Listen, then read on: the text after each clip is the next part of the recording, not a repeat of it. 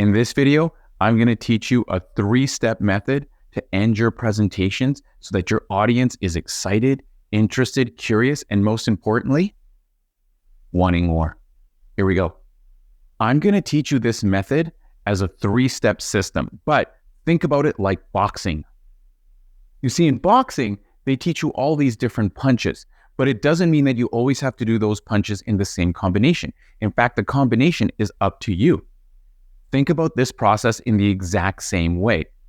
I'm going to teach you 1, 2, 3, but you don't always have to go 1, 2, 3. Sometimes you can only use the 3 or just the 2 or just the 1.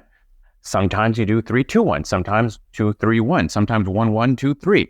The combination is up to you. So with that in mind, here's the 3 steps.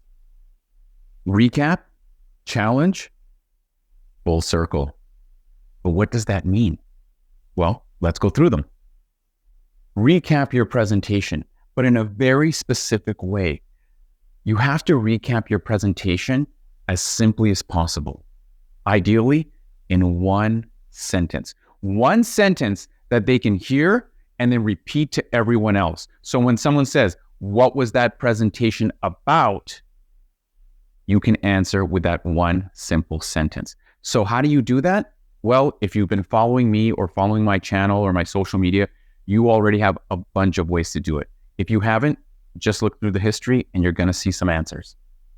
Okay, so if you don't want to take the time and it's too hard to summarize it into one simple sentence, another way you can do a recap is just to give them between 2 to 4, maybe max 5 bullets. Here's what we covered today and put that on a slide. Now let's move on to part 2. Give them a challenge. Challenge them to share something, to do something, to think about something, but with this caveat, there needs to be a time constraint. Don't say, "I'd like you to share this idea with one other person." I mean, they may or may not do that, but when? It's much more powerful if you say, "I want you to try and share this with someone before tomorrow, this weekend, before the end of the week." If you want, you can also challenge them more explicitly. Can you try this tonight?